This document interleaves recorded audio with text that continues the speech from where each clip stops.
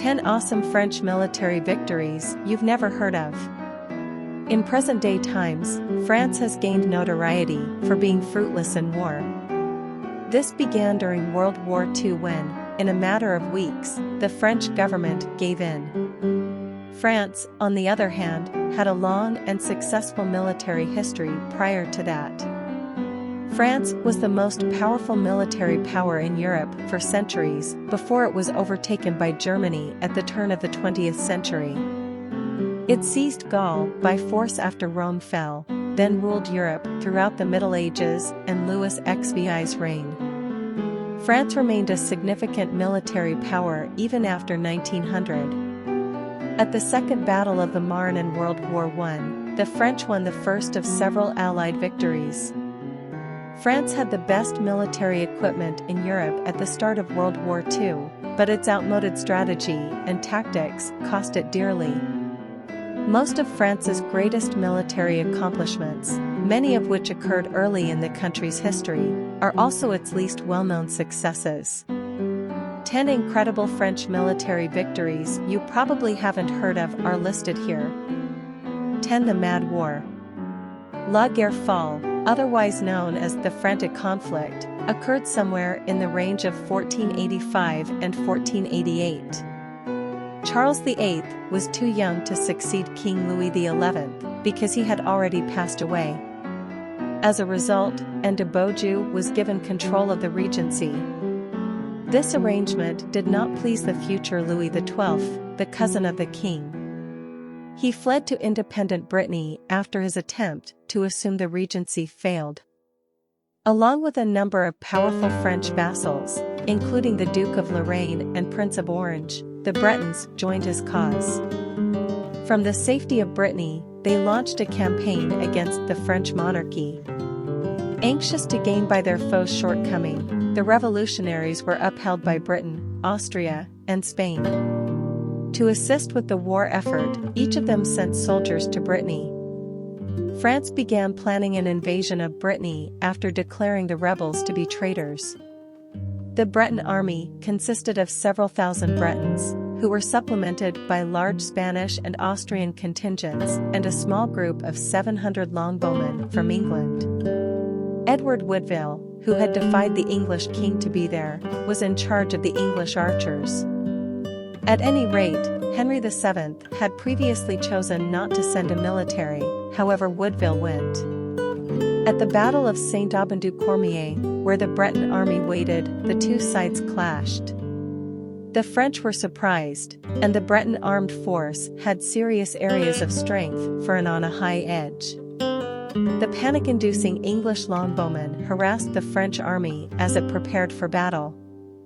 However, an opening in the Breton formation was exploited by the French cavalry, commanded by Italian mercenaries, and their defenses were breached. The Breton army was routed by the French troops as they poured in. For the French, it was a decisive victory. After the rebels were apprehended, Brittany became part of France. Since the fall of Burgundy, Brittany had been a common haven for rebellious nobility, and its demise left no safe haven for future French rebels to attack the monarchy. 9. Battle of Bir Hakeim. Famously, France gave in just a few weeks after the outbreak of World War II. However, the French government remained and established itself in London as an exile. Many French officers mobilized to the banished government. They gained the moniker Free French. Many Free French units were either already stationed there or were sent there to assist in opposing Hitler's North African campaign because France controlled a lot of Africa at the time. The first soldiers to leave France and join the exiled government made up the 1st Free French Division, which was one of the most important Free French divisions. As a component of the work to stop the German development, the English 8th Armed Force involved a few vital situations in the Libyan desert. The 1st Free French Division, which was around 3,600 men solid, was shipped off the old Ottoman fortification of Bir Hakeim. The Germans laid siege to Bir Hakeim in 1942 because their occupation of it required a significant detour in order to supply their army. The Free French held out against an army 10 times their size for more than 2 weeks, putting up a much tougher resistance than the Germans anticipated. Erwin Rommel, the German general, was deprived of the crucial element of surprise that he had been hoping for when the Free French were eventually forced to retreat due to the holdup. He would have been able to flank the Allied position thanks to this.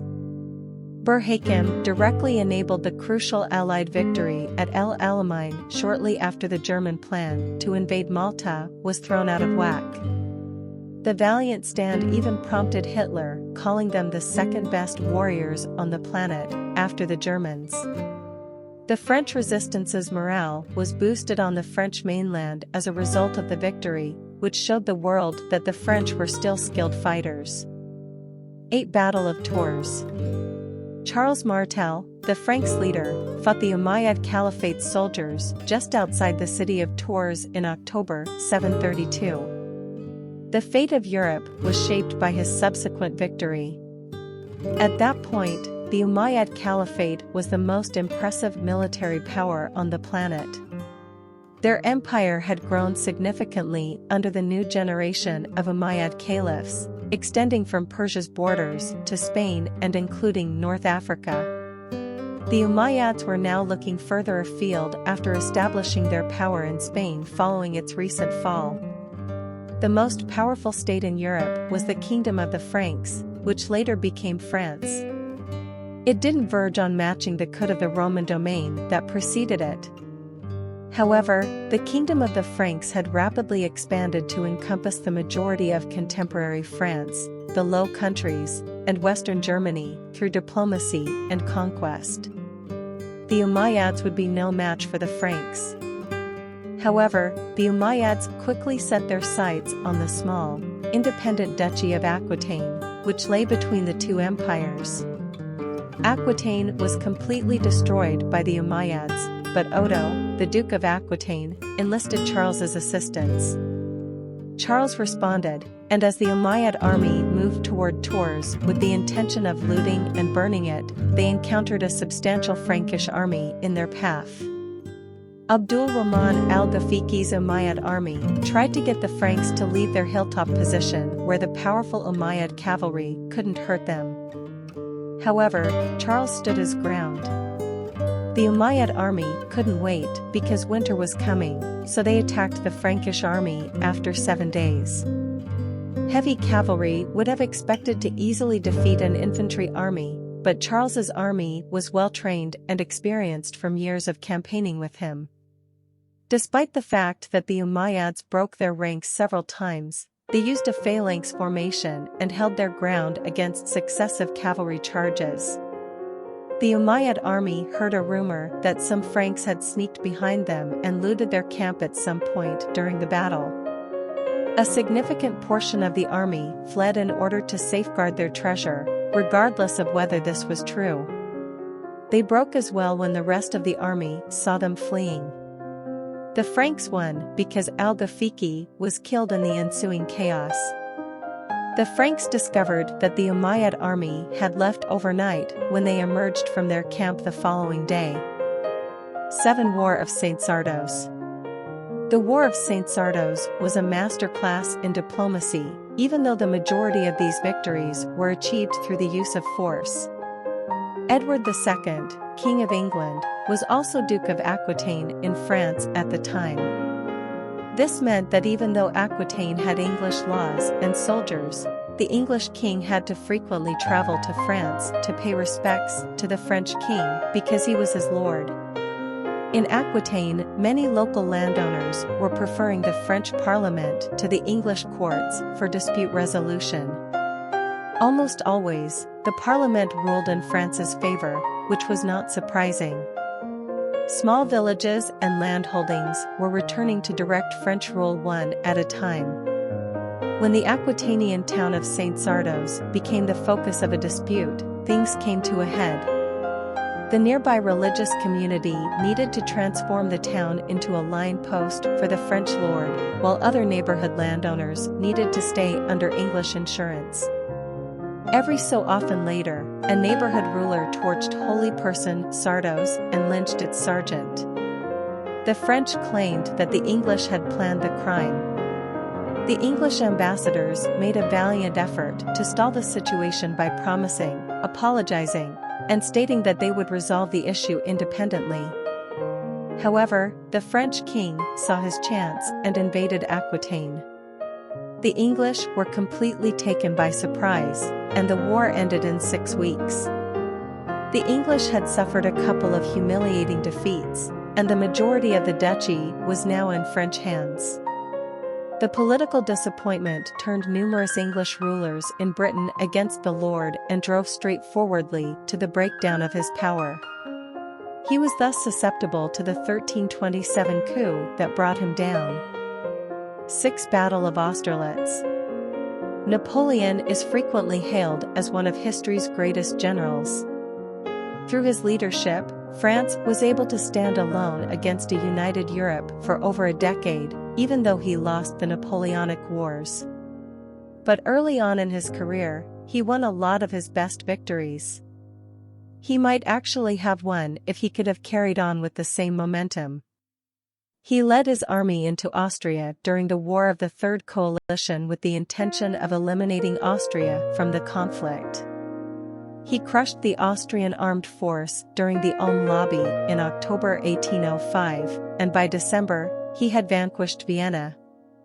The Austrian armed force kept away from struggle with him until the appearance of the Russians. Together with the Russians, the Austrians planned to drive Napoleon out of Austria. Since Tsar Alexander and Napoleon were both aware that the French army was overstretched, the initial Russian strategy called for a further withdrawal, requiring the French to further stretch their supply lines. Napoleon decided to set a trap as a response. He used a variety of methods to persuade the Allies that his army was stronger than it actually was. He wrote a letter saying he didn't want to fight, got an armistice, and quickly pulled his army out of Pratzen Heights, giving the impression of a disorganized army. The actions were sufficient to persuade the Allies to abandon the Russian strategy and launch an attack. The united armed force was comprised of around 85,000 men. During the course of the battle, forced marches drew his contingents back to the main army, bringing Napoleon's army's initial strength of 53,000 to 79,000. The partners intended to send off a weighty assault on Napoleon's right flank, wanting to sever his warriors and cut their stockpile line. Napoleon deliberately weakened his right flank because he knew they would do this. The rest of his army, which he had stationed on his left flank, retook the hill they had left earlier and stormed down into the weak left and central flanks of the Allies, breaking them. The battle was won after a few more hours of fighting when the momentum turned in Napoleon's favor. The French had taken under 10,000 setbacks, however the partners supported 16,000 and the French caught 20,000 more. Austria was forced out of the war by a treaty that followed.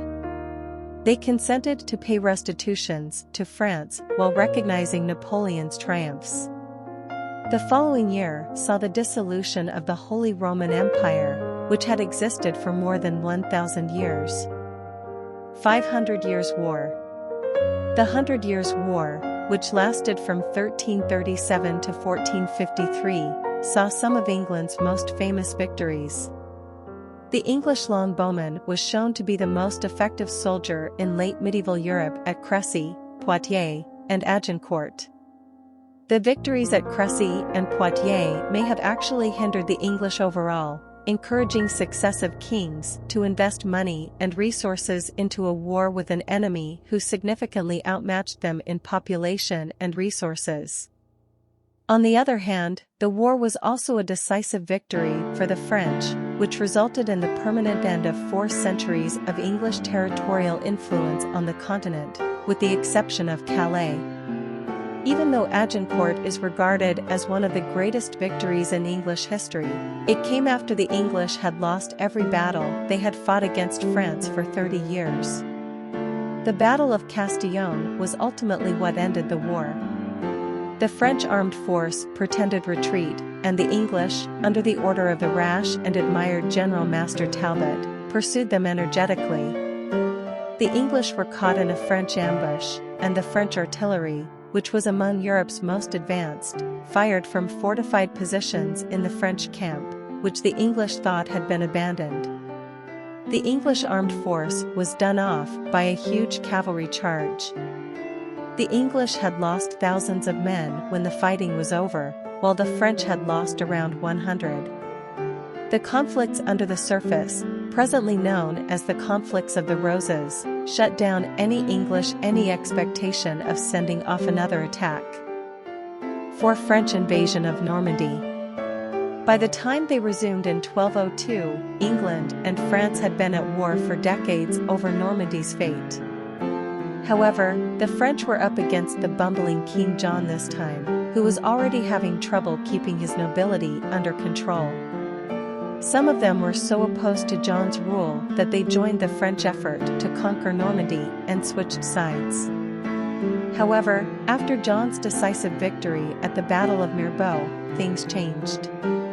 John had wiped out the Lusignan army and captured all of the rebels who were working with France to overthrow him. He strengthened his Normandy castles in the aftermath. Philip II, the French king, was forced to retreat and protect the French borders from John's army.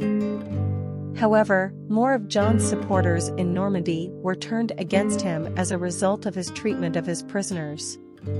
In 1203, John allegedly got so drunk that he tied the Duke of Brittany, an arch-rebel, to a stone and let him drown in the Seine. Philip took advantage of this by taking control of Château Gallard, a crucial fortress, and gaining support from the enraged nobles in eastern Normandy. Before heading to Brittany and then retreating to England, John attempted but failed to end the siege. By the time Philip conquered Gallard in March 1204, there had been no more resistance to his rule. By August, Philip controlled Normandy, Poitou, and Anjou with military and diplomatic skill. In the meantime, Brittany had betrayed John. The Duchy of Aquitaine was the final French possession held by England. 3 Battle of Bouvines. When King John joined Pope Innocent III's effort to form an international coalition against France nearly a decade later, he attempted to recover his lost lands. In an effort to reverse the French conquests of Normandy, Belgium, and the Netherlands of today, leaders in Germany, the Low Countries, and England came together. John was originally supposed to land in the western part of France and train soldiers in Gascony and Aquitaine while the rest of the coalition approached Paris from the north. However, the battle at La Roche-aux-Exmoines ended the English campaign, allowing King Philip to engage the northern army. In Flanders, the English joined the German army, bringing the total strength of the army up to 9,000. Even though Philip's army was only 7,000 strong, he could rely on a lot of heavy cavalry. The conflict lasted for some time, but the coalition's flanks gave way one after the other as the cavalry charges kept coming. The leaders of the two flanks, William Longespee and Ferrand of Flanders, were caught throughout the span of the fight, making their troopers escape. The German center, which had been holding their ground, was then surrounded by the French, who drove them back. The Alliance's army was nearly destroyed. However, with approximately 700 pikemen, Reginald of Boulogne made a defiant last stand. They held out for hours before being overwhelmed by a mass charge. This daring stand might have saved the Alliance armed force from hundreds additional setbacks. By the time they were defeated, it was getting dark, so the French decided not to continue. King John was forced to sign the Magna Carta after their complete failure, and he was ultimately overthrown. The German sovereign, Otto, was removed and supplanted the next year. Second Battle of the Marne. In March 1918, the Germans launched the Spring Offensive in an effort to end World War I. They wanted to flood through France and power and acquiescence. The German generals decided to continue their campaign throughout the summer by launching an all-out assault through Flanders, despite their failure to achieve significant territorial gains. In order to scare the Allies into strengthening their lines, because they were so close to Paris, they launched a diversionary attack along the River Marne as part of this strategy.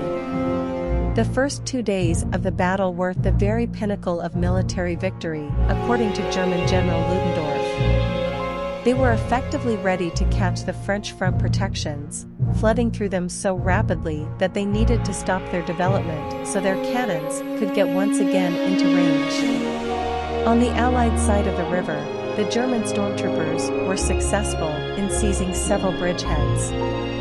They didn't have the foggiest idea, nonetheless, that the partners had pulled back intentionally, intending to send off a staggering counterattack the following day. Overnight, 85,000 British and American troops provided the French with additional support, and the following day, they began their offensive.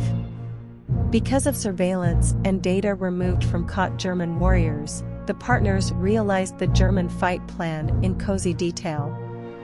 They had also made sure that the Germans got a fake plan from the Allies, so the Germans strengthened their defenses with this plan. The Allies launched their counterattack on July 18th. The Germans gave the order to retreat by the 20th. It was the main in a series of triumphs for the partners that prompted the finish of the conflict only 3 months after the fact.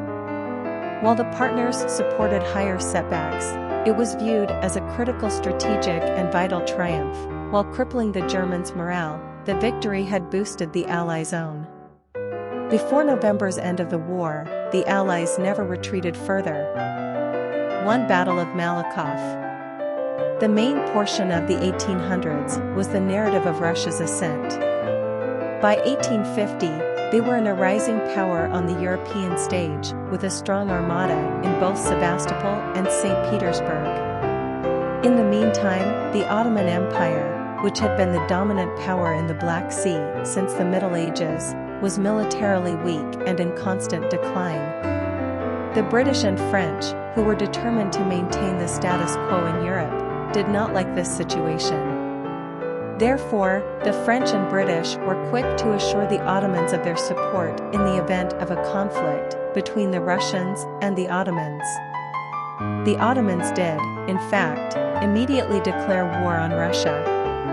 With the goal of removing Russian influence over the Black Sea, soldiers from Britain and France were stationed in Crimea. The Russian port of Sevastopol, the base of their southern fleet and, consequently, their projection of power in the Mediterranean, was the primary target from the beginning.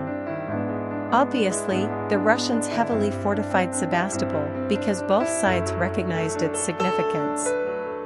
It was besieged by the French and British, and from that point on, the two sides were stuck in a deadlock. The French and English missing the mark on big guns, they expected to annihilate the Russian protected positions. However, the Russians coming up short on military and vital capacity to drive out their adversaries' infantry. Both sides lost more men to illness and the weather than to each other over the course of the months. British and French action was prompted by the impending Russian winter. The British, on the other hand, could not come up with a strategy to defeat the Russians. After a few government emergencies, withdrawal seemed to be the main choice. One more attempt to seize the port was planned, a joint British-French assault that was followed by a significant naval bombardment. The French would go after the post at Malakoff, while the English would go after the Redan. The Allies were able to reduce the Russian artillery defenses sufficiently to launch their assaults by using their ships as artillery. Yet, the battling was tumultuous. After seizing the Redan with success, the British were driven out by tenacious Russian soldiers after several hours. After a desperate attack that covered the entire right side of the city, The French assault on Malakoff, on the other hand, was successful. They were able to secure a breach in the defenses that the Allies could use to take the port by resisting Russian counterattacks. It was crucial to win. It meant that the siege wouldn't continue through the winter, which would have resulted in the deaths of hundreds of soldiers. The Russians evacuated the city after the defeat and burned their entire fleet in the harbor to stop the Allies from taking them. If you love this video, please subscribe to the channel to receive the earliest notification of the next videos. Click the like and share button to spread this video to everyone. And please take a look at the video description to support us. Thank you for taking the time to watch this video.